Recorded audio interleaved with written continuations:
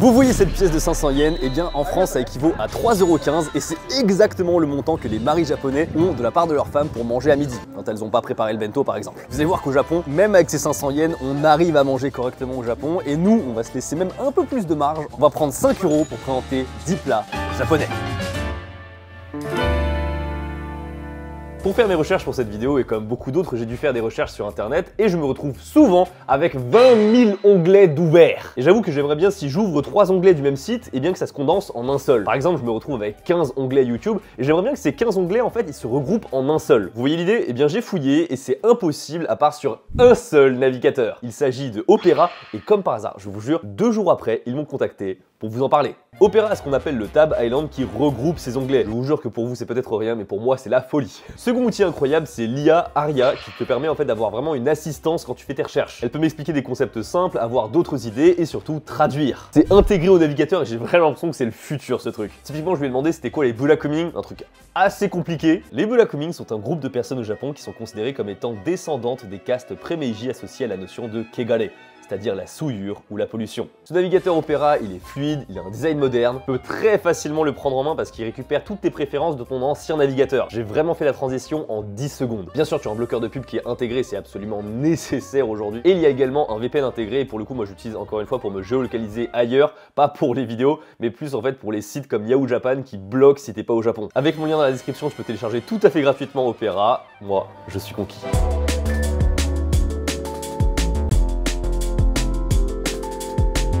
Il y a un sommet de quelque chose aujourd'hui dans la rue à Shibamata. Du coup, il y a grave du monde, c'est trop bien.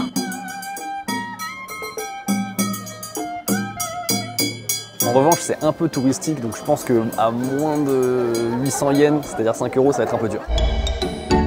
Alors, forcément, le ramen à moins de 800 yens, on est tranquille. Le kitsune soba ou udon, ça passe aussi. En vrai, il y a pas mal de trucs qui passent quand même. Tout ce qui est à base de nouilles, en fait, ça passe tranquille. Vraiment, il n'y a aucun problème. Tsukemen, par contre, j'aime beaucoup les tsukemen. Forcément, c'est en fait quand t'as les garnitures qui est séparée du bouillon. Là, c'est un peu plus cher. C'est séparé, c'est plus cher. Aucun souci. Je sais pas.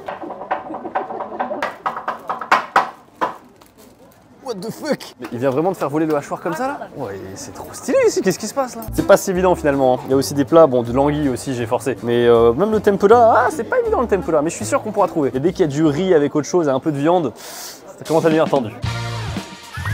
Après cette petite balade improvisée, il est temps d'attaquer le premier plat et on commence tout naturellement par... Le bento, c'est éclaté. Ah, je suis désolé. Certes, c'est en dessous de 5 €, voilà, 598 yens, on est dans les clous. Plus le temps passe et plus je trouve que le bento, c'est pas foufou. Enfin, maman, n'arrête pas s'il te plaît parce que c'est absolument exceptionnel. Mais ceux des supermarchés, eh ben, c'est pas ouf. En fait, c'est pas que c'est mauvais, mais au Japon, avec tous les choix qu'on a, avec les restaurants ou même les combini, je comprends pas comment tu peux te résoudre à prendre ça. Après, j'avoue que j'ai été traumatisé des bento froids comme celui-ci lorsqu'il y a eu les quarantaines avec le Covid. J'étais bloqué pendant 6 jours dans ma chambre d'hôtel et il y avait que des bento froids comme ça. Et à la base, ce truc-là, il serait super s'il était chaud, mais froid à la longue, ah ça m'a trop tapé dans mon moral. Après 6 jours à manger froid et très peu bouger, j'ai perdu 5 kilos, c'est pas une vanne. Et dès que j'ai été libéré de cette quarantaine, je suis allé dans le premier combini, j'ai pris du poulet frit chaud et un mochi mochi donuts, j'ai mangé.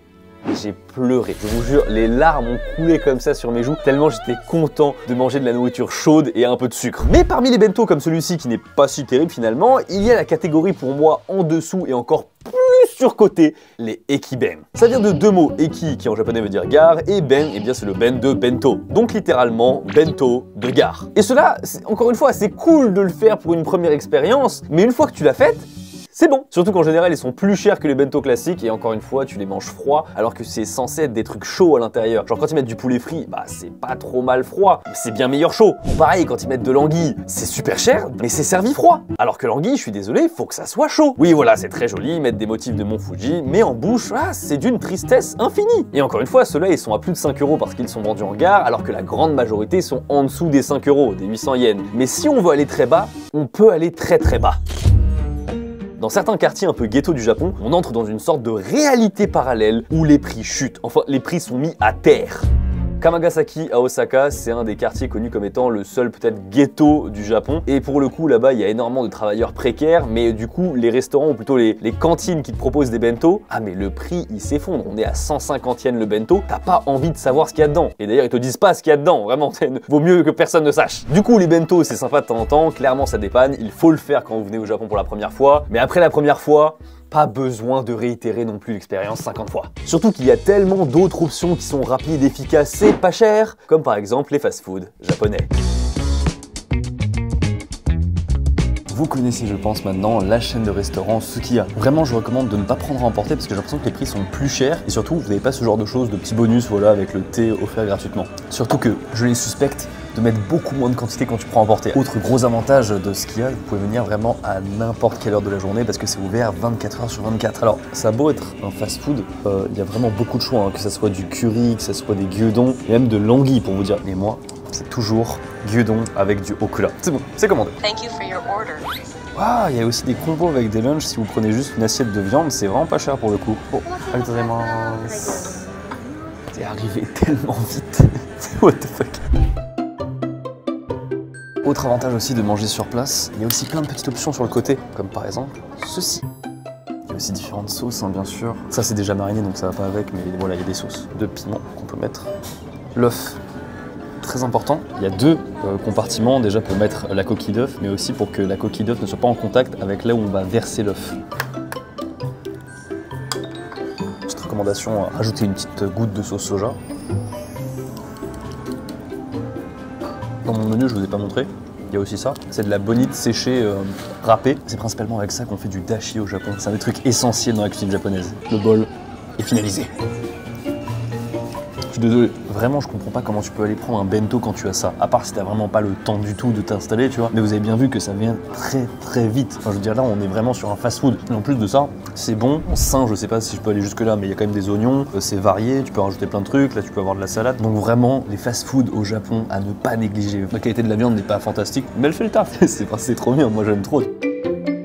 En réalité, j'aime tellement ce qu'il y a, ce serait un kiff monumental d'ouvrir une enseigne comme ça en France, pour proposer des prix, bon ce serait pas aussi peu cher, mais proposer un peu le même concept où tu manges vite comme ça, et puis tu manges bien, tu retournes au taf, franchement je kifferais beaucoup.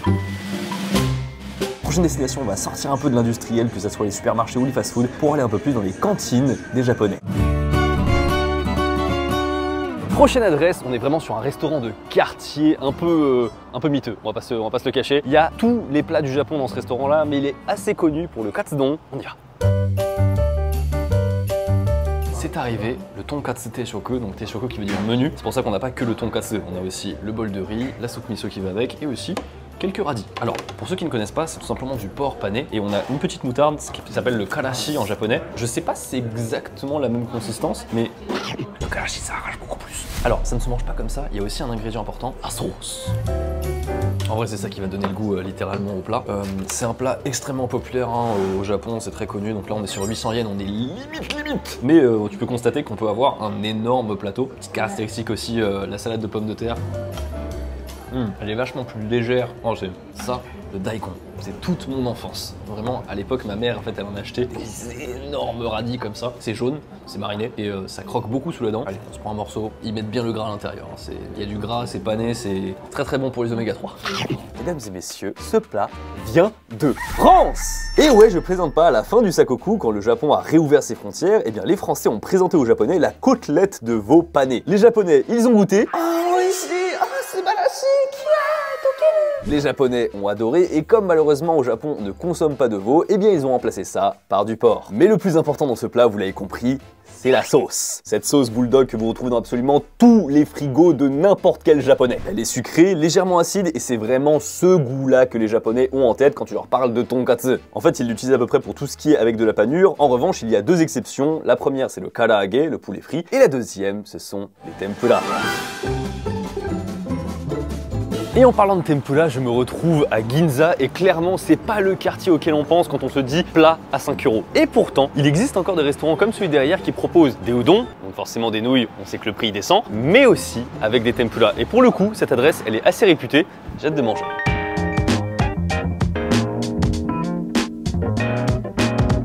C'est un truc en self-service, les tempura ont l'air trop bons de ouf. Alors, j'ai 300 yens de marge, il va falloir faire attention. Hop là.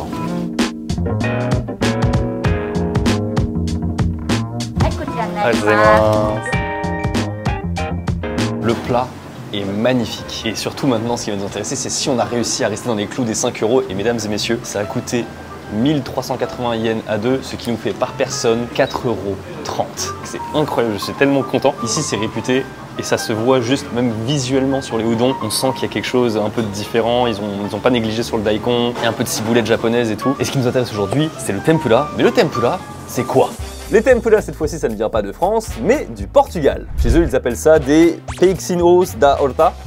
Non, je n'ai pas d'accent, je vais pas faire semblant, je n'ai pas d'accent. Ici, vous avez des tempura, là-bas, vous avez des peixinhos. Je crois que c'est temprados. Je crois que c'est en fait, il y a un mot qui est similaire, je crois. Vraiment, faut pas aller chercher bien loin, on l'a récupéré brut de pomme, le truc. Mais au bout de quelques années, eh bien, on a adapté ça. Alors, déjà, on a adapté la garniture, mais surtout, les Japonais ont allégé la pâte pour avoir quelque chose de plus léger en bouche. Oui, c'est de la friture, mais c'est léger en bouche, oui, faut vraiment le manger pour comprendre. Et vraiment, j'insiste, si vous venez au Japon, testez cette spécialité portugaise. Parce que c'est un plat, on a beaucoup de mal à le reproduire. On a des très bons ramen en France, des très bons sushis, mais les tempura, franchement, j'en connais pas. Mais alors pourquoi le tempura, ça s'exporte aussi mal? Eh bien parce qu'en fait, la technique qu'on utilise n'est pas si simple. Le secret d'un bon tempura, c'est le différentiel de température entre la pâte et l'huile de friture. Je vous explique le problème. Faire frire des aliments, c'est super cool parce que ça permet de l'habiller et en plus de rajouter un goût croquant. Sauf que le problème, c'est qu'avec la chaleur, eh bien, tu as tendance à détruire les saveurs de ce dit aliment. Eh bien, c'est pour pallier à ça que les Japonais ont mis en place une technique, c'est d'avoir une pâte à crêpes extrêmement froide. Elle est carrément posée sur de la glace et en opposition à ça, on a une huile à 180 degrés. Une fois plongé, l'aliment sera très vite recouvert de la friture qui va rester croquante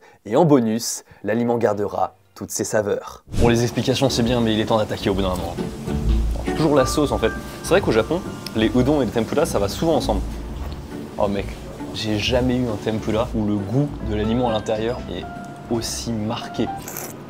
Pour tout vous dire, j'ai hésité à venir dans un fast-food en fait, enfin l'équivalent d'un fast-food japonais où ils proposent justement des udon comme ça avec le tempura et c'est sur la même formule. Je suis tellement content de ne pas y être allé. C'est tellement meilleur, c'est ouf. Écoutez, vraiment exceptionnel, mais il est temps de passer maintenant à un plat qu'on peut trouver dans les restaurants au Japon. Mais perso, c'est un plat du foyer dans ma tête. Ça ne peut pas être autre chose qu'un plat du foyer. Du coup, on va rentrer chez moi pour préparer ça. Alors oui, je dis curry maison, mais en vérité je parle du curry que j'achète tout préparé au supermarché. Je ne me permettrai pas de faire un curry maison, sachant que celui de ma mère est infiniment meilleur.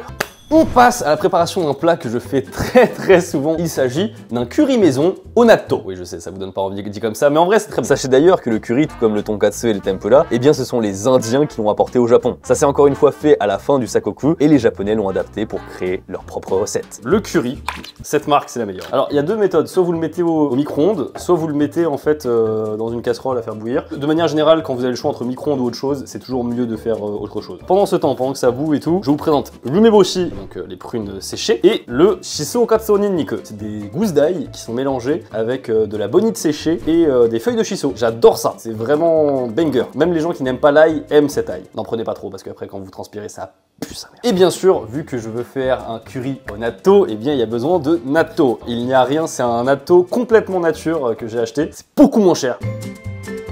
Si vous mettez de la sauce, il faut toujours mélanger avant de mettre les sauces, parce que sinon vous n'aurez pas ce côté bien neba comme on dit en japonais.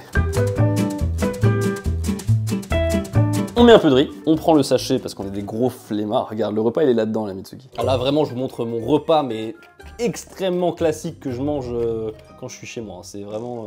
Ensuite, on met une umeboshi à côté, quelques katsu ninniku, la touche finale avec l'œuf. Et voilà, vous avez le repas extrêmement classique de Louis-san, le natto curry. Validé de ouf. Allez, on passe au plat suivant. Et en parlant de curry, il y a le curry japonais, mais aussi le curry indien. Et là-dessus, il faut vraiment que j'en parle parce que c'est criminel à quel point en France, les restaurants indiens sont chers et sont même pas forcément meilleurs que ceux-ci. Parce qu'en fait, je vous explique, au Japon, il y a une énorme communauté indienne et du coup, les restaurants indiens, ils sont super bons. J'ai découvert ça il y a quelques années quand j'étais à côté justement d'un restaurant indien. J'y suis allé une fois comme ça pour tester et ça m'a choqué parce que j'avais fait plusieurs indiens en France et j'avais trouvé ça plutôt bon. Mais à chaque fois, les menus, ça monte à 20, 25 € et il n'y a pas de, on va dire, de nourriture pas chère indienne en France. Ça n'existe pas. Et je trouve que c'est trop dommage parce qu'au Japon, eh ben, c'est vraiment vu comme un truc pas cher du tout. Et typiquement, là, je vais aller prendre à emporter pour vous montrer les prix.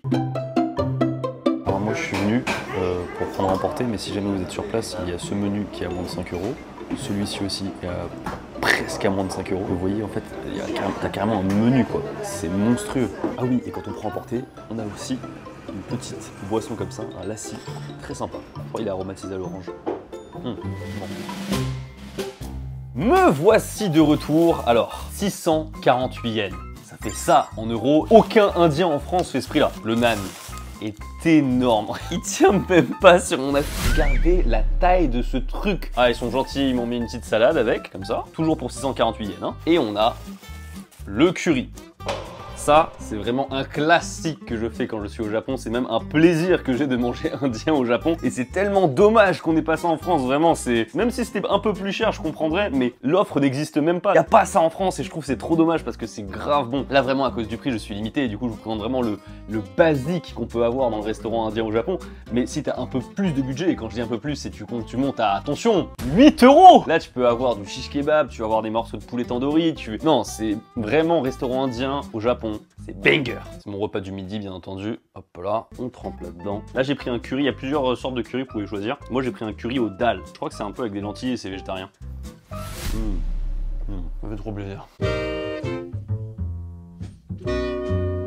Cette adresse, il est grand temps que je vous la présente. Il s'agit d'un tsukemen, un papy qui prépare ça tout seul dans sa cuisine, qui est hygiéniquement douteuse. Bon, clairement, je vous le dis, si jamais il y a un contrôle d'hygiène qui rentre par cette porte, le restaurant ferme instantanément. Mais ça vaut vraiment le coup. Il y a des gens qui viennent de très loin pour tester cette adresse. C'est d'ailleurs ma recommandation quand on venait à Ici Japon Corps. Cependant, il y a quelque chose à savoir, c'est que c'est extrêmement select. Pas parce que voilà, il choisit les gens ou quoi. Rien à voir. C'est parce que le restaurant est ouvert de 11h30 à midi 15. Allez, et en fait le problème c'est que tu peux venir à 13h et tout, il va juste te dire « Ah désolé, j'ai plus rien à manger » parce qu'il a des stocks extrêmement limités et c'est pour ça qu'on fait la queue très tôt pour pouvoir manger là. Ok, on s'est installé, c'est 750 yens. On est à moins de 5 € ici. Vous allez voir la quantité qu'on va avoir, la qualité qu'on va avoir, c'est monstrueux. Alors justement, les tsukemen, c'est toujours un petit peu plus cher que les ramen. Ici, les ramen, je crois, ils sont à 600 yens. Enfin bref, on descend vraiment très bas en prix, mais c'est pour ça que c'est extrêmement prisé. On voit qu'il y a des décorations un peu à droite à gauche. Tu vois que c'est quelqu'un qui est très apprécié dans le quartier. Il y a des gens assez célèbres, même qui viennent parfois manger ici. Mais la déco, c'est rustique. Mesdames et messieurs, c'est arrivé. Déjà, c'est magnifique, c'est très très beau. Comme vous le voyez, le tsukemen, en fait, c'est littéralement un ramen où on a séparé le bouillon de tout le reste des ingrédients. Et d'ailleurs, j'ai entendu dire que les Français, vous aimez pas trop les algues, pourtant, c'est banger, je comprends pas. Les nouilles sont un peu plus épaisses, et quand elles sont en fait torsadées comme ça, l'objectif, c'est de ramener plus de sauce quand on les mange. Et c'est exactement ça qui est ouf ici, c'est ce bouillon qui est d'un gras, mais tant pis, on n'y pense pas, on n'y pense pas. Non, vraiment, le combo est terrible. Franchement, s'il y a une adresse à retenir de toute la vidéo, c'est vraiment ici. La seule faiblesse, je trouve, qu'il a ici, c'est que les memma, on va dire les pousses de bambou, elles sont basiques. L'œuf, pareil, il est plutôt basique, mais on lui pardonne. 750 yens, le mec est tout seul. Ce qui est exceptionnel ici, c'est la viande en fait. Et c'est à cause de ça, en fait, il peut pas servir plus de clients. Parce qu'au bout d'un moment, regardez les morceaux qu'il met. Et en fait, au bout d'un moment, il a plus de viande, donc du coup, il peut plus servir les clients. Et c'est pour ça que ça ferme aussitôt. J'ai oublié de vous dire une chose, c'est que les nouilles en fait des tsukemen par rapport à celles des ramen, elles sont légèrement moins cuites. Parce qu'en fait on va finir la cuisson juste ici. Et le tsukemen il a une autre particularité, c'est qu'en fait vu que le bouillon là il est chaud, et bien au bout d'un moment, à force de mettre les nouilles froides, le bouillon va refroidir. Vous allez avoir deux saveurs différentes dans le même plat. Et si jamais vous n'aimez pas en fait avoir ce côté un peu trop froid dans les tsukemen vers la fin, vous pouvez demander au chef, ça se fait pas partout, mais vous pouvez demander, et un œuf en fer en fait, brûlant de ouf, qui va mettre dans la soupe pour réchauffer le bouillon. Hi, konnichiwa.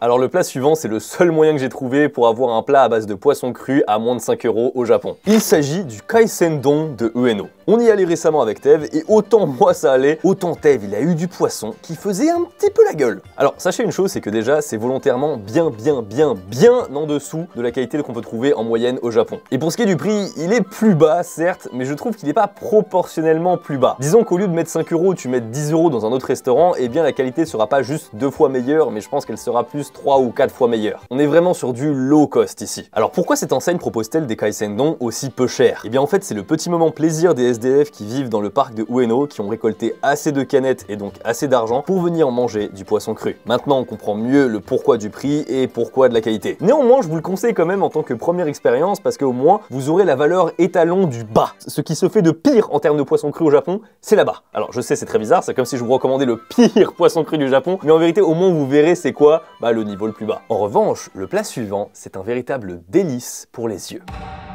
Omurice. Qu'est-ce que c'est satisfaisant. Vraiment très beau. L'omelette baveuse qui recouvre le riz, la découpe si parfaite.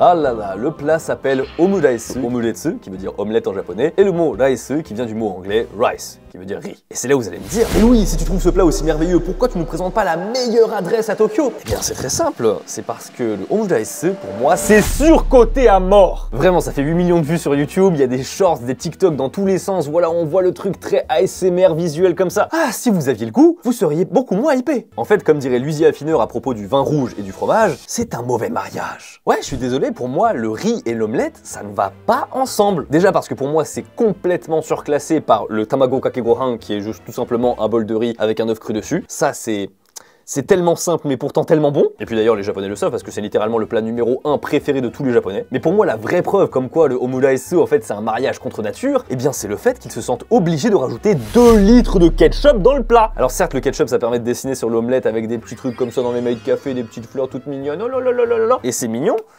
mais c'est pas bon. Et encore, quand ils mettent du ketchup sur l'omelette, allez, à la limite. Mais ça c'est pas quand ils te le mettent carrément dans le riz. Ouais, en fait, ils cuisinent, ils mettent du ketchup, et puis après, ils mélangent avec d'autres trucs, ils mettent du poulet à l'intérieur. Mais non, vous mettez du ketchup dans du riz. Qu'est-ce que c'est que cette histoire? Parce que les Japonais, avec le Nutella, certes, ça les a traumatisés, mais faut qu'on parle de ce ketchup avec du riz. Non, non, non, non, non, non. Alors, encore une fois, eh bien, le omuratsu, c'est pas un plat purement japonais, c'est une réinterprétation d'une recette étrangère. Et bizarrement, cette fois-ci, il n'y a aucun pays qui veut se dénoncer. Ah, je vous jure, j'ai cherché recette étrangère. Et à tous les coups, je parie, c'est soit les Américains, soit les... Ah, les Anglais encore, là, avec le...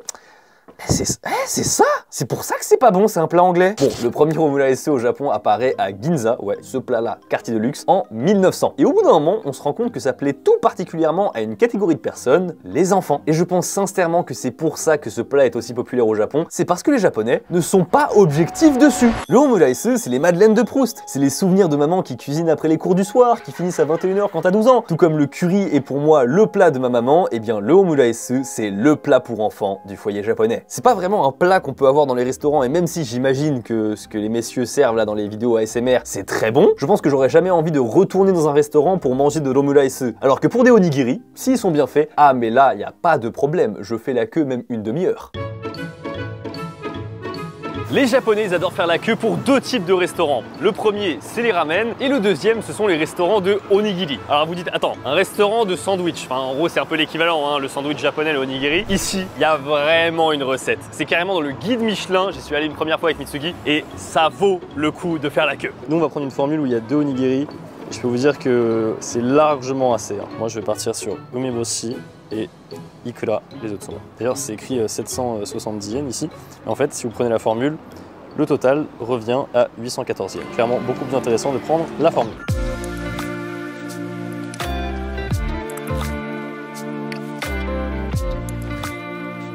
Le onigiri est chaud et c'est ça qui tue. Et le takoin, vous vous souvenez, c'est ça, ça tue aussi.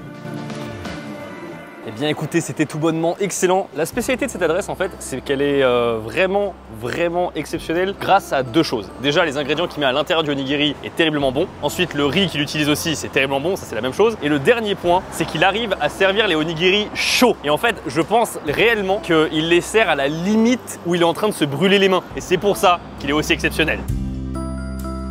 Encore une fois, on s'en sort pour moins de 5 €, mais avant de passer au dernier plat, et pas des moindres, il faut que je vous parle des plats japonais que je vous recommande pas particulièrement, non.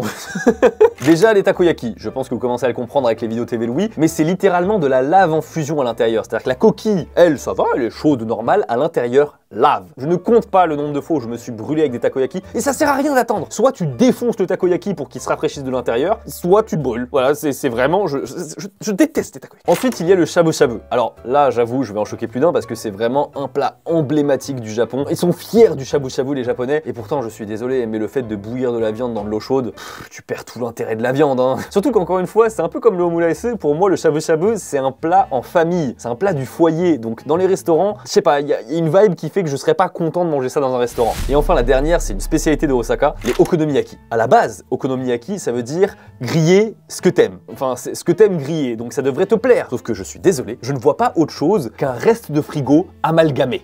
Ah, je vais pas me faire des copains sur celle-ci, mais non, vraiment, le okonomiyaki, en fait, tu prends tes restes de frigo, tu mets tout ça sur une plaque, tu renverses de la pâte à crêpes dessus, Et voilà, t'as ton okonomiyaki. Et bien sûr, pour que ça soit digeste, tu rajoutes 2 tonnes de sauce bulldog et 4 tonnes de mayonnaise. C'est pas mauvais par essence, mais ça dépanne, mais jamais volontairement j'aimerais aller manger un okonomiyaki, si vous voulez. Alors que le prochain resto, j'y suis allé combien de fois? Vraiment, je brave vents et marées pour y retourner.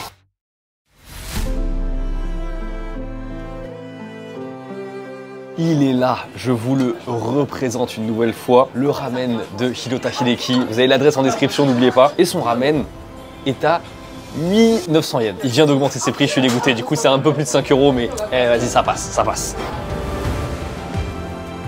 Non, vraiment tuerie. Vous vous rendez compte de la taille? La vérité, c'est que moi, il m'a mis un œuf en plus et un peu de viande en plus. Privilège de youtubeur, écoutez, sachez-le. Faut que je vous parle un petit peu plus de son ramen, en fait, parce que des ramen au Japon, vous pouvez en trouver absolument partout. Et sa spécialité à lui, c'est qu'il n'utilise que des ingrédients ultra simples. Mais il va équilibrer en fait tous ces ingrédients. Vraiment le bouillon, il va très bien avec les nouilles, qui va très bien avec le charasu, qui va très bien avec l'œuf. Tout ce qu'il va utiliser, ça va être vraiment maximisé au mieux. Enfin vraiment, c'est vraiment ce truc-là que je ressens à chaque fois quand je mange son ramen. Visuellement, il n'a rien d'exceptionnel par rapport à notre ramen, il est même très peu visuel quand on y pense. Là, c'est basique, mais c'est ça sa puissance. C'est qu'en étant basique, il arrive à faire quelque chose de terriblement efficace. Avant, il n'utilisait pas de poisson à l'intérieur, maintenant il utilise plus de poisson, il est plus marqué. Et en fait, on sent bien l'umami, on sent bien les goûts dans la bouche. Regardez comme il est moelleux là. Oh là là là là. Regardez. Oh là là là là. Écoutez, laissez-moi manger maintenant. C'est trop bon, c'était incroyable. C'est vraiment mon ramen préféré, je pense, ever sur cette planète. Je comprendrais si c'est pas votre cas, mais venez le goûter quand même. Parce qu'en fait, il a vraiment son caractère. Il est bien gras, il est bien fourni, il est riche en saveurs. Il a aucune faille en fait, ce ramen. C'est pour ça qu'il est si exceptionnel. Pour moi, c'est qu'il n'a aucune faille. Eh bien écoutez, j'ai très bien mangé tout au long de cette vidéo, c'était un plaisir, hein. Là vraiment je m'en suis mis plein la panse pendant tout le tournage. J'espère que ça vous aura plu, que vous aurez maintenant des bonnes adresses à Tokyo quand vous venez en tant que touriste, ou même quand vous vous installez vraiment. N'hésitez pas, il y a tout qui est dans la description. Sur ce, bah écoutez, merci beaucoup à vous d'avoir regardé cette vidéo, n'hésitez pas à lâcher un pouce bleu et à vous abonner. Moi je vous dis à la prochaine, tchuss.